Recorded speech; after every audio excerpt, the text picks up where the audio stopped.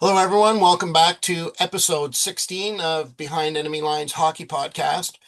Today's topic is going to be basically where are they now? Former Leafs who are gone on to other teams and how they could probably help Toronto this year but are not. As always, I'm joined by my friend Steve, who's going to basically take the lead on this episode. So take her away, Steve.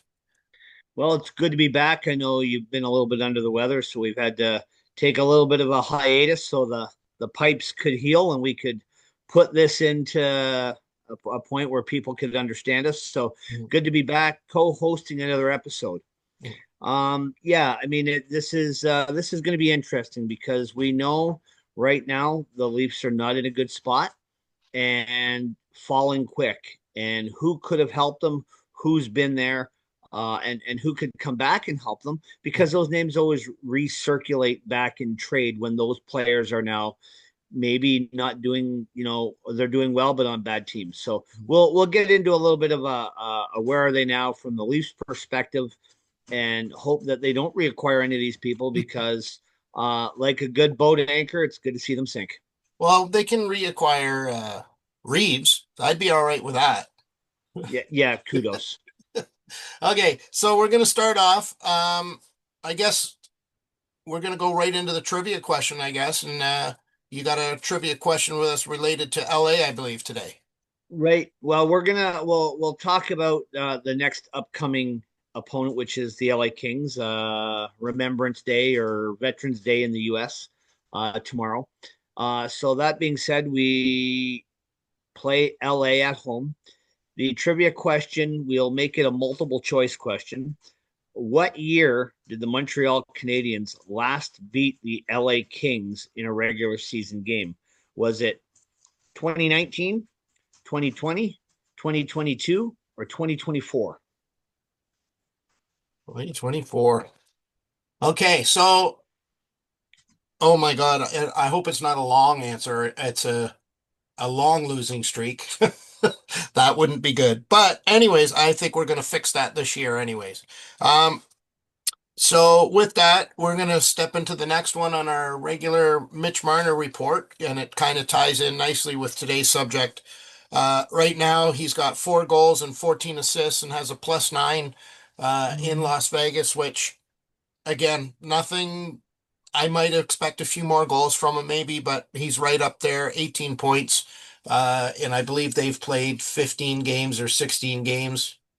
Uh, oh, 14 games. So he's doing much So better. He's he's on his traditional 95-ish point per yeah, game or he's going point to for the be, season total. 1.2 points per Yeah, game, 1.1, something like that. So, you know, it will put good him on over the him. 90 So, point mark for the season, and if he gets on a little bit of a streak, could put up the triple digits again. yeah, excellent. So then we're going to go into our game preview. As we know, as of recording this episode, Montreal is playing Los Angeles tomorrow night in Montreal, 7 o'clock start. Um, Rosters, what do you got? You got any roster news for us? Well, the debate has been, who should get the starting goal. I mean, we talked about riding the hot hand. We came off a 6-2 win. Our last game was a 6-2 win over Utah, Mhm. the Mammoth. For those new to this, the old Phoenix Coyotes franchise. Was a little bit of a slow start for us. And we kind of exploded in the second and third period to put the game out of hand 6-2. Mhm. Good to see. I mean, Newhook had a beauty goal. Again, good to see that, Caulfield get a couple, stay right up there, the league leaders.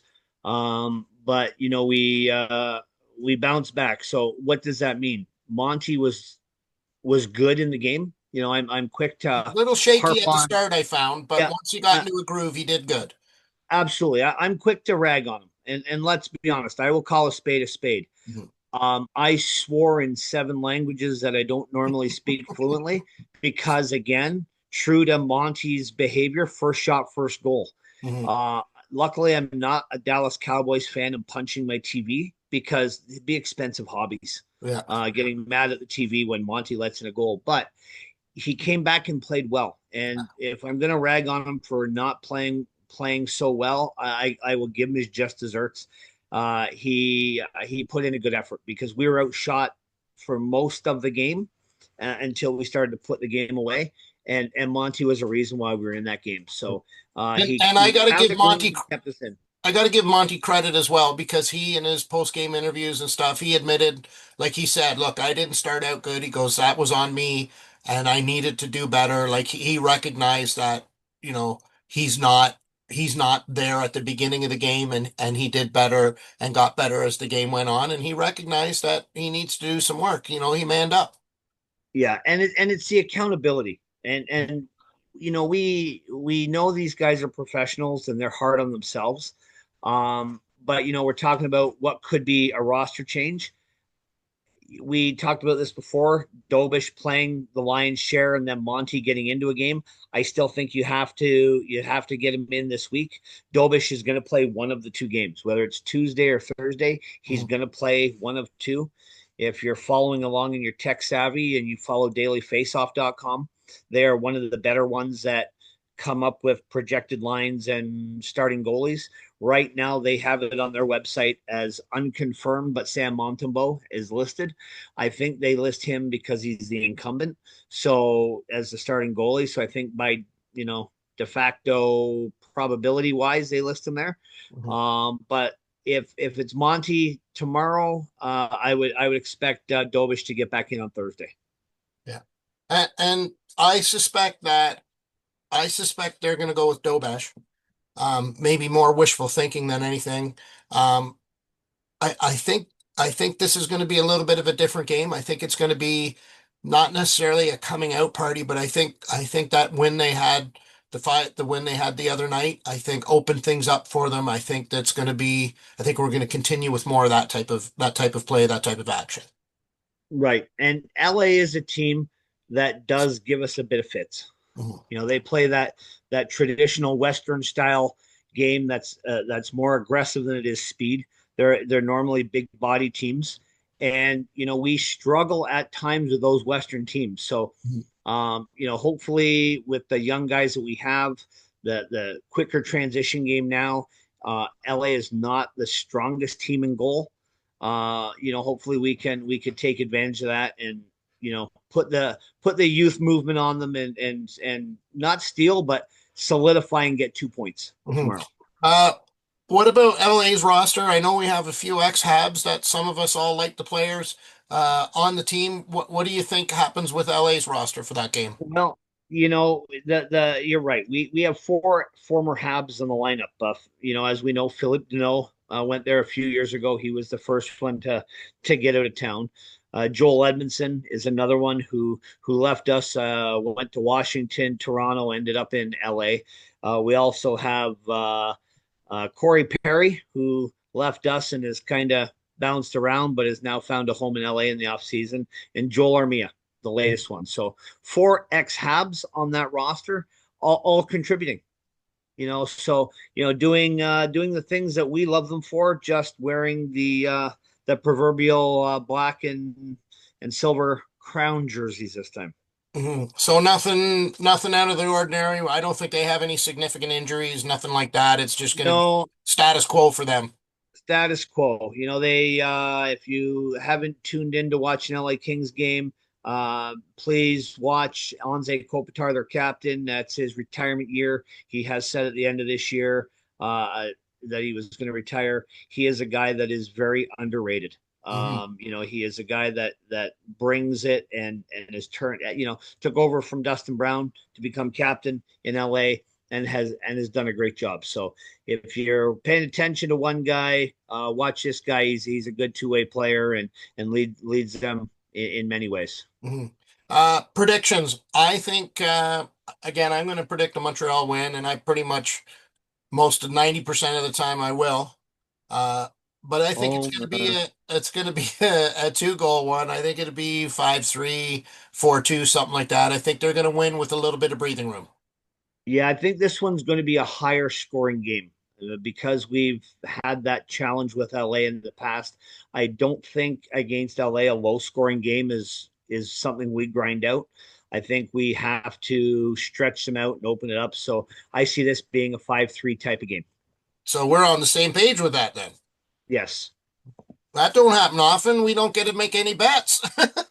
No, no. We'll have to save this for the next Western road trip. Yeah. So we'll Okay, so that'll get give us the right on Western team. today's topic of where are they now, I guess, and what have you done for me lately?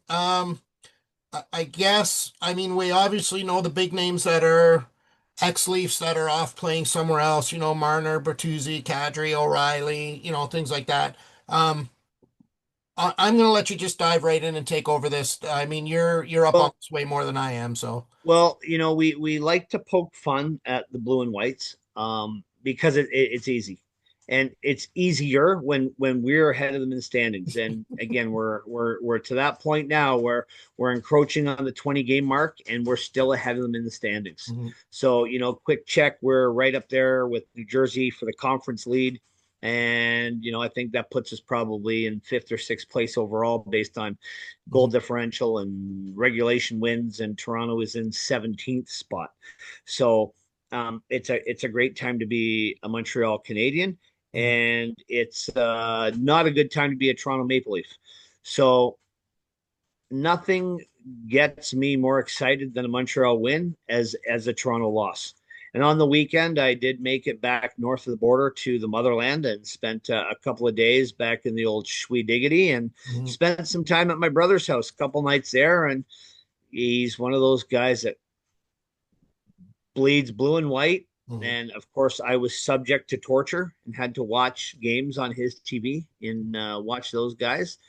And the amount of shock and surprise that the wheels have come off this bus amongst the Leaf faithful Mhm.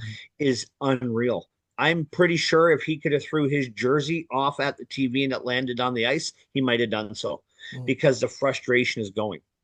Well, I And notice it too. it's Sorry, growing. I'm going to cut you off here for a second, but I notice it too.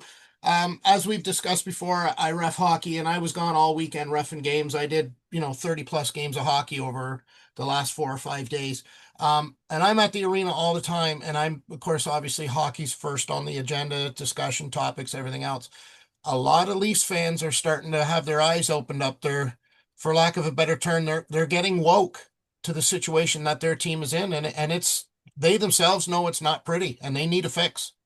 Yeah, and we talked about this before. What is a fix for the Toronto Maple Leafs? And the fix is not as easy as the problem is identified. Mhm. We know what's not working.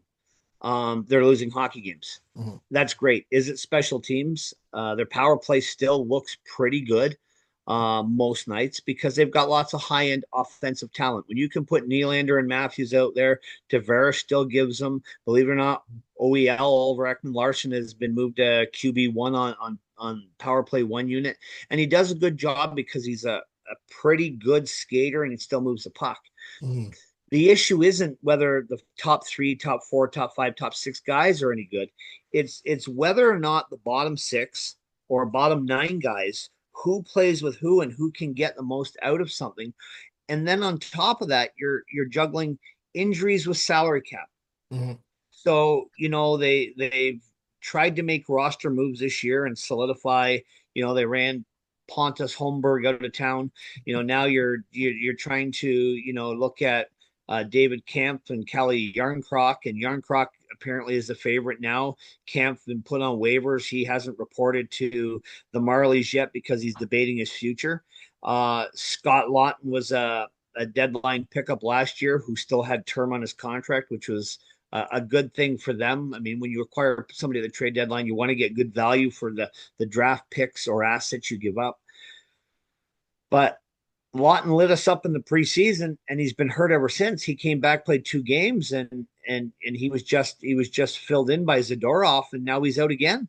Mhm. So, what does that mean? Well, that means when a guy gets hurt and leaves a game, you got to bring a guy in. Mhm. Who is the guy? Toronto gives away other draft picks. So do you go back and look at Kyle Dubas, who was a former GM? And what did he do to put them in this position? They live and die by planning a parade, and they planned that parade in September. they're disappointed in May, and they plan the next parade in September. As soon as there's talk that they're going to put ice from their drinks onto a cement pad inside some boards, that they should plan a parade. And it's great. It's a great thought.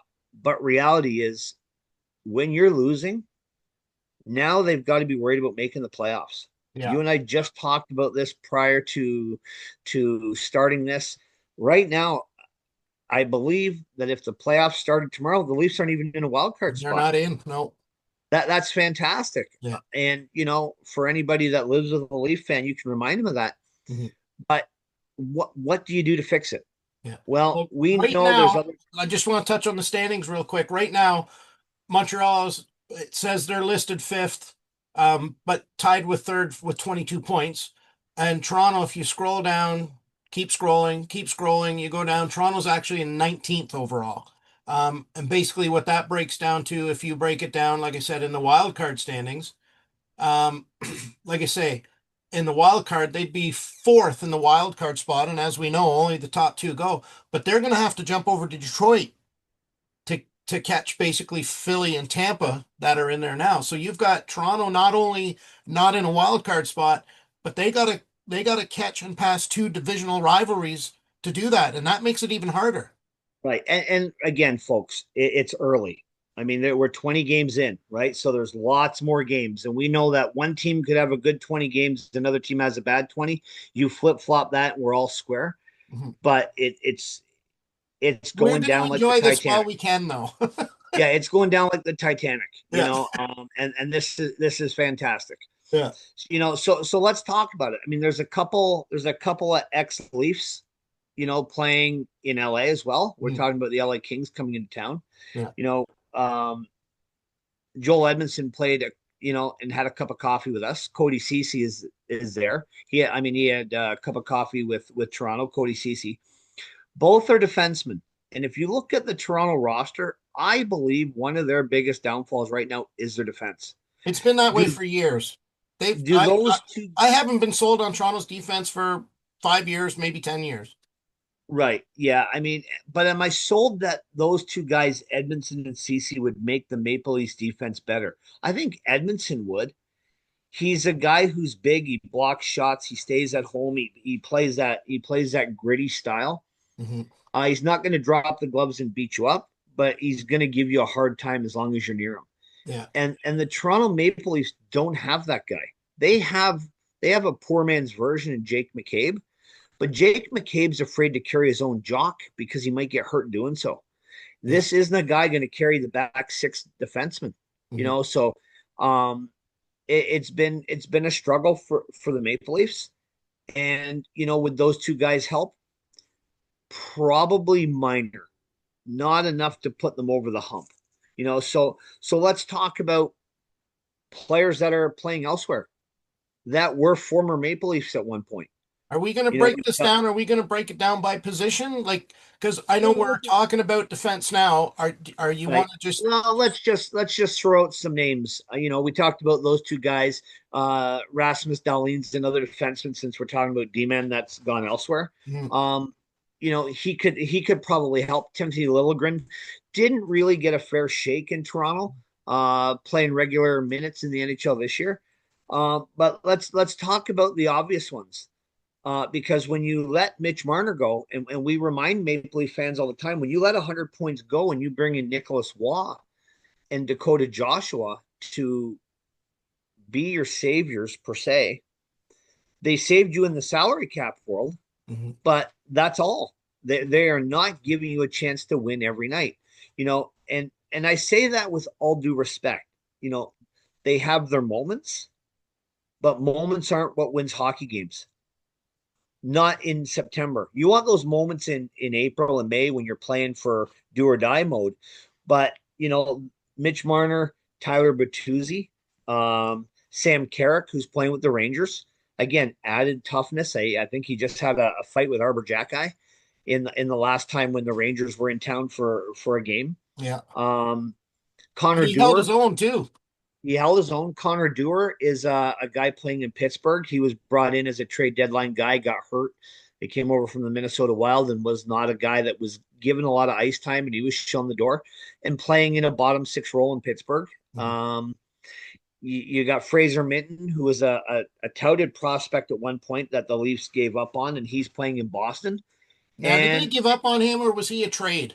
Like they traded him to Boston, did they well, not? they traded him, but I mean, they traded him because they gave up on him. They gave up on the Okay. fact that he was never going to be a regular minutes player. And when you're making trade deadline acquisitions and you're trying to strengthen the roster, I think he went the other way in the Brandon Carlo deal when they got him Hmm. from Boston. So Minton went the other way. So Minton's a guy playing bottom 6 minutes, penalty kill kind of stuff. Um, would he help? He would. But let's look at some of the bigger names. Mitch Marner, Hmm. again, you know, would he help? Sure. Hmm. Uh, Tyler Bertuzzi, a guy that came over, they brought him in from Detroit, was supposed to be a guy like a Max Domi, re-energized third line, second line guys fill in all kinds of sandpaper grit. And as former Maple Leaf GM Brian Burke would have said, play with a little bit of truculence. Hmm. Has gone on and never had the good year in Toronto like they thought he would, and is actually playing admirably in Chicago. Yeah. Would he help? Sure. Here's another name we'll throw out there: Mason Marchment. Maple Leaf fans love to talk about what could have been. Hmm. Mason Marchment was a guy who was traded for, and hold your hat here, the ever popular and very lethal Dennis Malgin. You Wow. know, yeah, like No that miss. was a trade. That was a no miss shot there. Not Evgeny Malkin, Dennis Malgin. So I mean, we missed the boat on that one, boys. Yeah. Right? Like maybe they spelled his name wrong and thought they were getting him and breaking him out of Pittsburgh, Mhm. but Yeah. again, just a deal that was not in the Leafs' favor. And when you make deals like this over and over and over, you give up the pipeline of youth for a chance to win now, and you don't win now. You cycle through not only players, but you cycle through general managers. Hmm. And Dubas was not brought back.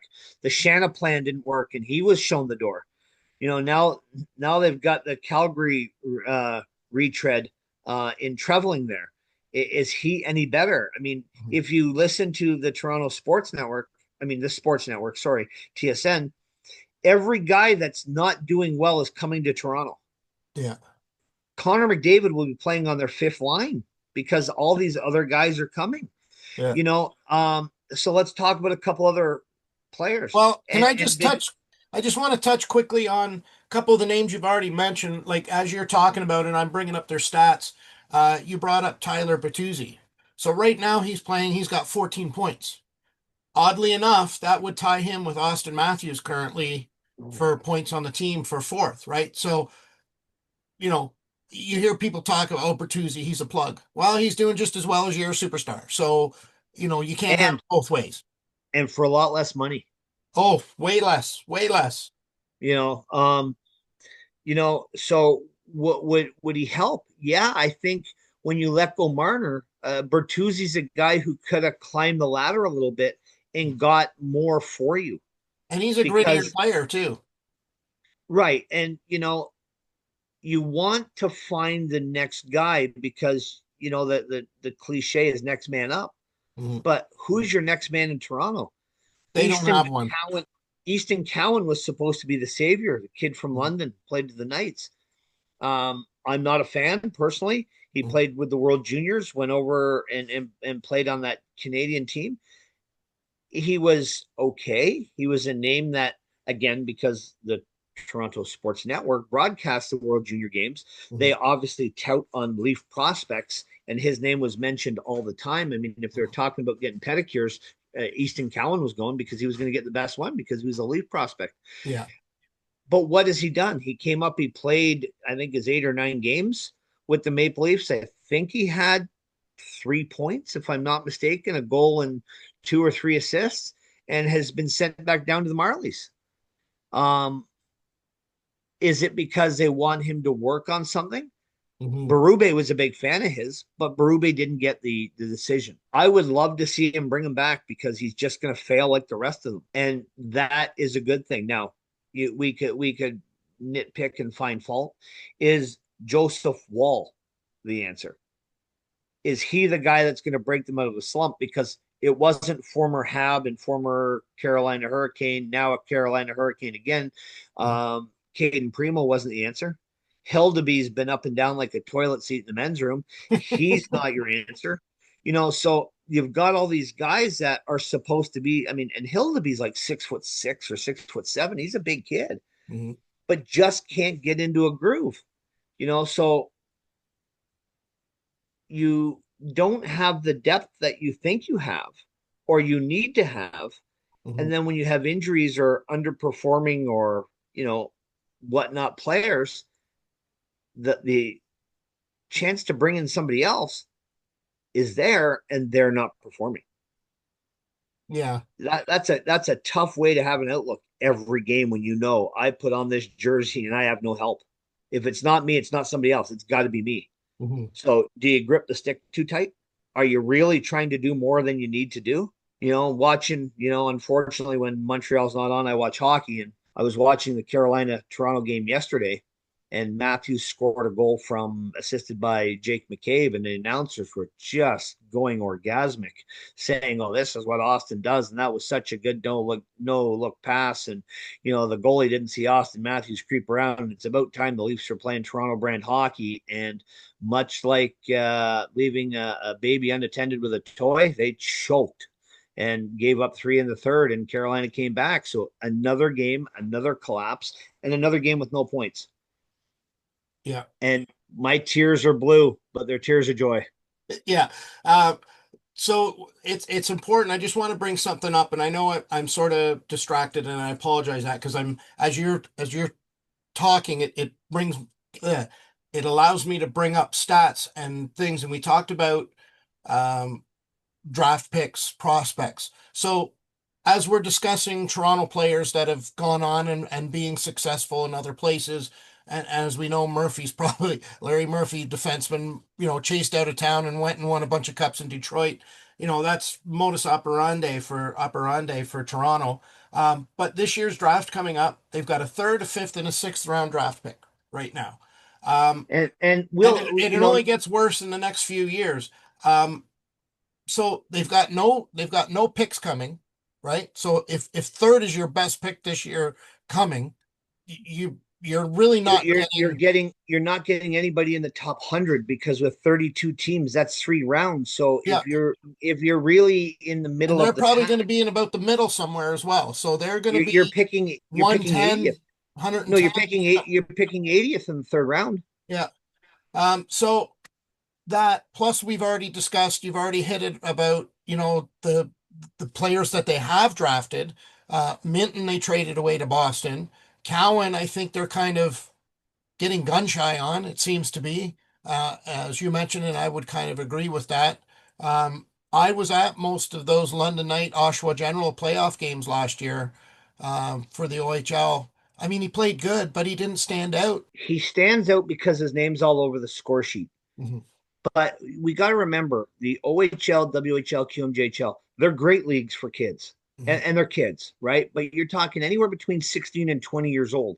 So when you have 19-year-olds that are at the top of a 19-year-old game, their bodies are more mature, their IQs are a Yeah. little bit higher.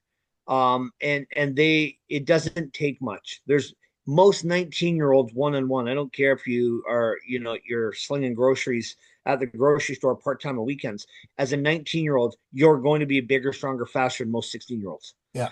And he dominated the stat sheet because London dominated winning games. Mhm. They had Brian Elliott, former NHL goaltender who played in about 7 different cities. His nephew was the goaltender in London, Mhm. and I think he had 2 or 3 regular season losses.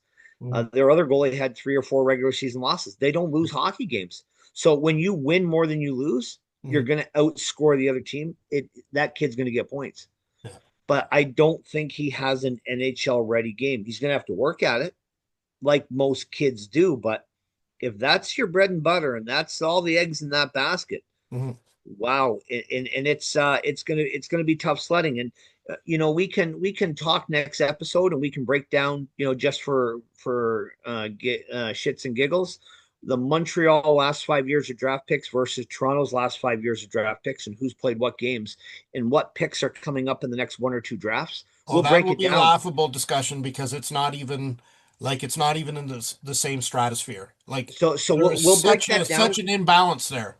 So if you're listening to this one and tuning in, we'll make that one the next one because it ties into what we're talking about and why Montreal's management has done such an admirable job pushing us to the next level. Mhm.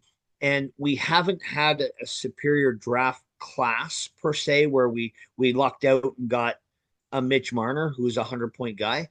Could that, remember, and for those that don't really pay attention to where they come from, Nick Suzuki's going to be close to that threshold, but he was a Vegas draft pick, so we acquired him in a trade, right? So Steal, we stole him, is what you yeah, should have we said. that was a good trade, and we can do that in a future episode. How did we acquire these people, and who did we rip off? Because it's like stealing candy from a baby at times. But we can break down the last 5 years of how many players, and if memory serves me right, I think we can go back in the last five drafts, and three of our draft picks or four of our draft picks are currently playing in the NHL. Maybe not all for us because that's a reality. We make trades and give away draft picks. Those draft picks go on to play. But there's more kids playing in Montreal and have played for Montreal with the picks that we have compared to the picks that Toronto has. Okay, so final thoughts. We'll sum this up this way. We know Toronto has no picks coming or nothing of any real value. I mean, first, second round picks are where the bread and butter's at, and they don't have any prospects. We've already discussed. They've got Easton Cowan and really That's it. nobody else, right? Um, so we know there's nobody really coming up the pipeline. So Toronto has to fix their problems via trade, waiver claims that way because they're not drafting, they're not developing, they're not doing whatever. And basically, with the discussion we've had about who's been here and gone, well, who's been there and gone that you would bring back to fix the problem? Like, do you bring back a Kadri? Do you bring back? Well, Ryan O'Reilly's an interesting one. Mhm. A good guy, a good hockey player who's played Buffalo, Colorado, now in Nashville. Hates major markets. So he isn't going to come back. He hated his time in Toronto. The pressure to him was just not worth it. Mhm. So he knows he can walk around in Nashville and he's not going to get confused to being a country music star. So he can fly under the radar, Mhm. right? Nazem Kadri's a guy who, if we follow the rumor mills and the blogs that are out there, is a guy who could be available in from Calgary, who's got a tie to Toronto, but there's rumors that Montreal's interested in him. Mhm. He's a $7 million player. We have more cap flexibility and roster flexibility. Plus, we have more assets to acquire that guy. Yeah. If you're Toronto and you bring that guy back, who are you getting rid of? Because you have to find $5 to $7 million to move out in order to make room for them for incoming player Well, because you're up against the cap. I think you hit the nail on the head because, um, again, as we know, they've got no picks, no prospects, right? So they can't even trade from there. And like you say, who's going? Because not only for cap reasons, they would need to make room for that $7 million. But who right now on that Toronto roster do you trade out? Because other than the big three or four, they don't really have anything that's going to suit any other team, let alone Calgary. Like, what are they going to offer to trade uh, to keep um, that? Well, You know what I mean? As an incentive, what do they have that's going to entice another team to trade away a player? Well, it comes down to if you're making that deal, and this may go against popular opinion, Hmm. and I don't think Calgary's interested in the player. And if they are, it's only short term. But you would think a guy like Max Domi has to go the other way because they will want a guy who's got NHL ready talent, who's got some form of something to hopefully get them over the hump and save the money. Could you bring in a Max Domi if you're Calgary? He's not saving your franchise, Hmm. but he could be moved at the trade deadline to somebody else Yeah. because he's been moved twice, Well, it right? would have to be purely an outright dump on Calgary's behalf to And make Calgary something would like that have to happen with probably Toronto. they would probably have to eat cap part of the salary. Here's the deal. Kadri's got 4 years left, Hmm. and he's $7 million. Is Calgary prepared to eat $3 million a year for 4 years? Why would they? Yeah, I don't see it. They wouldn't do it. They Why would they give Toronto favors? Because Trevelyan was the old GM that they canned, and now Toronto's got him. Do you Yeah, think he's got any buddies over there? that's probably going to work against them. Right. So, I mean, is Jake McCabe and I mean, you can't ship D-men out.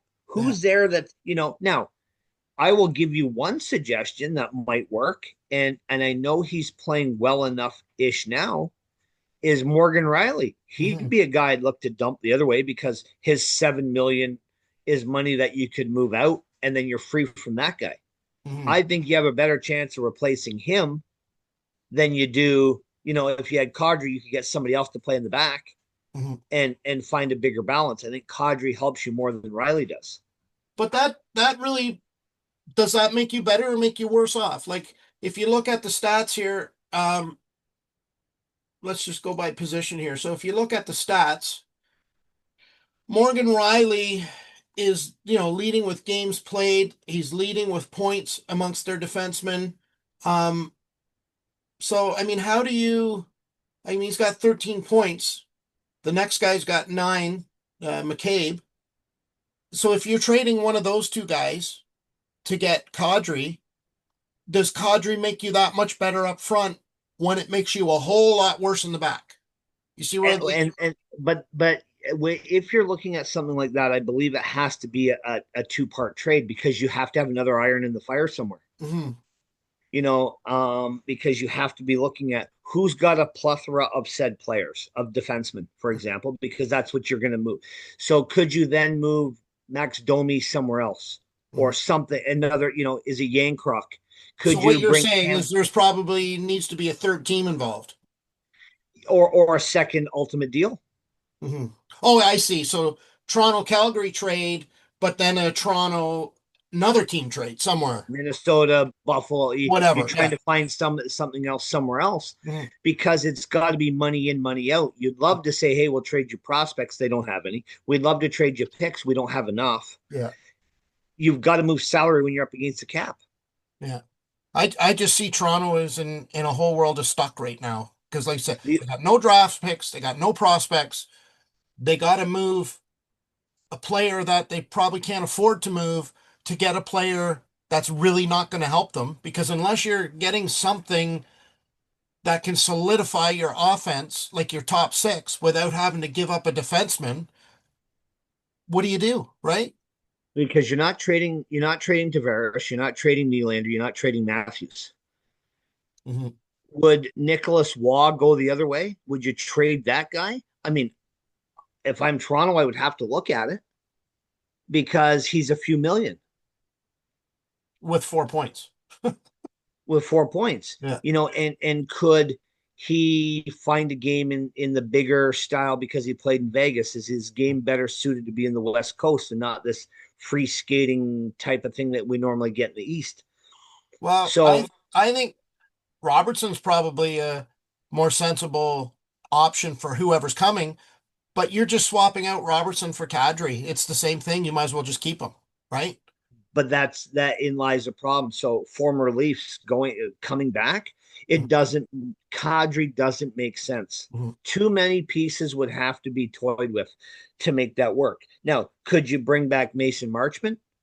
That one might be an intriguing one. I don't know that Seattle's going to let him go. Mhm. Could you bring back Connor Dewar? You only got rid of him last year. He ain't coming back.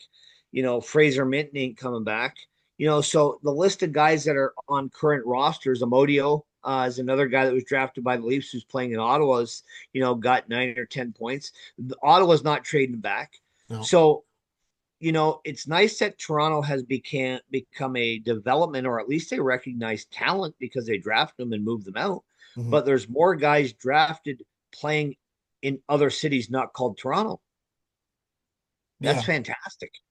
And again, they're stuck because, and it all boils down, and I'm sure you'll agree with me, it all boils down to the core four. They spent so much time, money, and energy to keep those four together because, as you say, the Shannon plan was supposed to this was supposed to be it. They literally painted themselves into a corner, and the paint's not dry and they can't get out. They have no way to fix this right now, and I don't see it happening.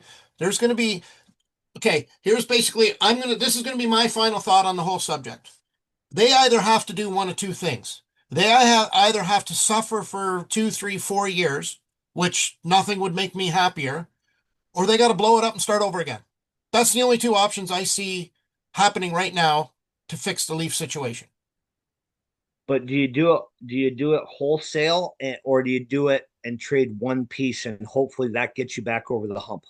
I think in honor of our good buddy James, I'm going to make this comment, and I've said it for years. That team should have been built around Willie Nylander because he's the best player on that team by far. Now that Mitch Marner's not there, but Willie Nylander, they need to blow it up and keep him if they want to do a quick turnaround, trade off all the other pieces and build around him and his style of play. And this time next year, they will be a totally different team, or they're going to be suffering in the misery of their cap issues. There are no draft picks, there are no prospect for 5 years. And I'm all right with that. Stick to plan. Stick to the plan if you want. I believe they could trade one of Matthews or Nylander, get a haul back. Mhm. Nylander is their best player. If you put him on the market, 31 teams are going to at least kick the Yeah. tires. It doesn't And I mean hope that Montreal 31 would be teams, first in line. it doesn't mean they're going to pull the trigger. Mhm. But 31 teams would at least make the inquiry. If Matthews is on the market, 31 teams are going to make the inquiry. It's, are you prepared to give up from pot A to go to pot B to make that happen? One general manager would do it somewhere. Mhm. They would make the moves, but you have to be deep in your assets in order to take the chance. Because if you're Toronto needing the Austin Matthews, if he was elsewhere, and you're like, we're going to trade, who are you trading? Mhm. So that whole stockpile, and that is something that the Montreal Canadiens have done. Mhm. So, when there's speculation of this guy could be available, this guy could be available, everybody's saying Montreal has the assets if they want to do it. Mhm. But we know Gordon and Hughes are not idiots, and they're not just throwing away assets for the sake of throwing away assets. Yeah. I mean, believe it or not, we traded Carey Price and got a player and a pick back. Yeah. That's Okay, crazy. yeah. Like I thought we were going to have to give up a first rounder to dump off Price. Yeah. We actually got a guy back to put on LTIR. Mhm. So I mean, if you know your market and you know the value of what something is, and you strike while the iron's hot, great move, Mhm. great move. Yeah. And these guys have a plan. I don't see Toronto having a plan.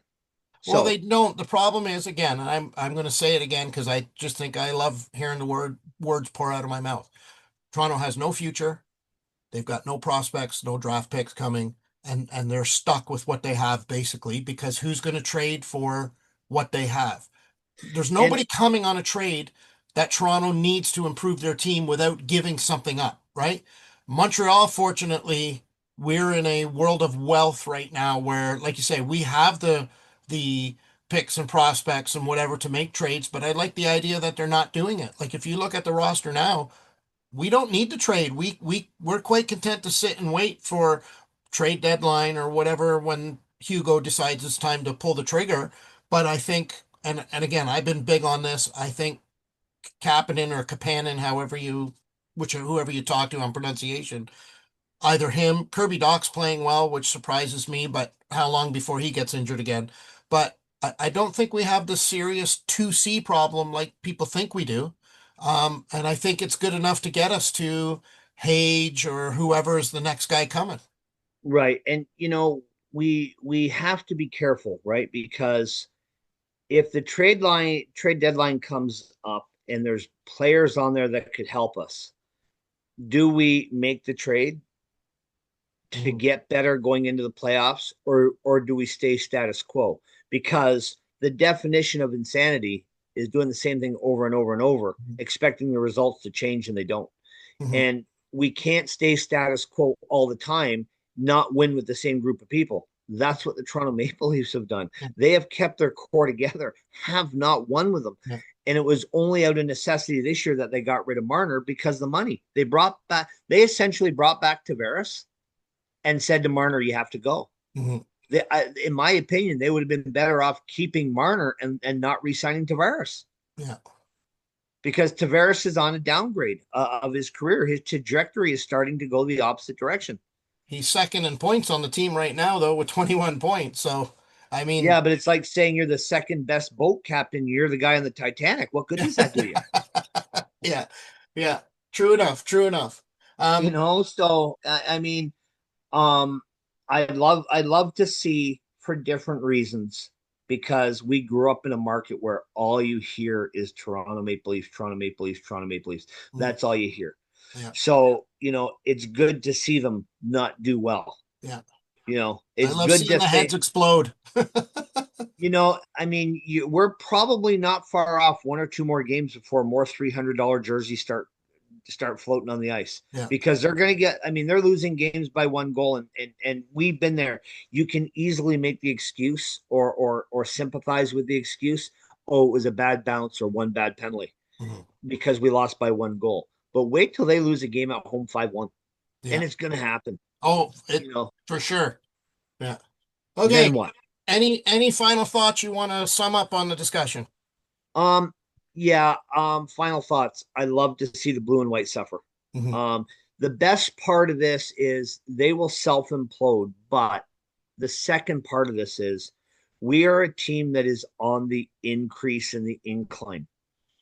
That only makes us look better to make the Maple Leafs look worse. So as a fan group, we can't hope that they shit the bed, because Mhm. if we shit the bed too, that's not good enough. Mhm. Being the first place loser that doesn't make the playoffs and saying at least we finish higher than you isn't a consolation prize, Mhm. right? So I like where we're going. Like you said, we are starting to see Demidov's right up there in rookie points. Kapanen's up there with rookie leaders in goals scored. Dobish is up there with rookie goalie wins, and we're young. Mhm. We've got youth, and we've got a youth movement, and our youth is contributing. And again, next episode we'll dive into draft picks and the kids, Mhm. and we'll do a parallel, Yeah. because this is where it's at. And we are trending in the right direction because of that. Yeah. And our coach is showing, and our management is showing faith in the young guys. Easton Cowan was sent back down. They should be riding him like a rented mule, because I mean, you want him to get acclimated, get in and figure out what he's doing wrong, let him play. Yeah. Sending him back down, what good does it do you? Mhm. Which If is you're like going to we've always lose, said, lose I'm with you. I'm a big believer in giving the young guys a chance because you learn from your mistakes. You don't get better unless you're playing and failing and then succeeding from the failure, right? And if you're not Right. given the chance, that only casts doubt in your own mind. Hey, maybe these guys don't believe in me, or what am I doing wrong, or right? So that sort of, it works the other way. Sure, you bring him up and you throw him to the wolves, that, affects his brain as well. But you got to be careful. It's a fine balance you got to play, right? Yeah. Yeah. So, you know, we need to focus on our success, Mhm. and our success will still trump anything Toronto does, because we're going well. Yeah. Okay. So that's going to conclude today's topic. And that'll take us right into our trivia question, which I believe was the last win in LA or against LA, sorry. The And last I'm afraid of this number. the last, believe it or not, the last win we have against LA, we are 8 losses in a row. So the answer is 2019. It That's was what I was November going to 9th, 2019, ask. a 3-2 win at the Bell Center. Mhm. We jumped out to a 3-0 lead in that game. If you want to go back and Google and look at times and everything else, it'd be fantastic. Prove me wrong. Happens once in a while. My wife will tell you. Shea Weber led the game with 2 goals, including the game winner. And the other goal was scored by Alaska native Nate Thompson. If you remember Big Nate, Yeah. number Yeah. 44, he scored a goal that game and subsequently left us and ended up in LA. So kind of another LA tie in a trivia answer. A So little bit a of 3-2 irony win. there. Yeah. Yeah, 3-2 win. Weber with 2 goals, but we're on an 8-game losing streak in regulation time, regular season games with the LA Kings. All righty. I expect that streak to end tomorrow night. Again, we both predict sort of the same 5-3 type win. On that note, that will conclude today's episode of Behind Enemy Lines Hockey Podcast. Thanks for watching. Please remember to like, subscribe, share, comment. We would love to hear all your comments on our episodes or topics. You know, what you think we got right, what you think we got wrong. Again, give us topics, of discussion, ideas, what you want to hear. Again, so thanks for watching. And, We're over and 30 subscribers and growing now. Let's shoot for yeah, 50. Let's shoot for yeah, 50, the big 50.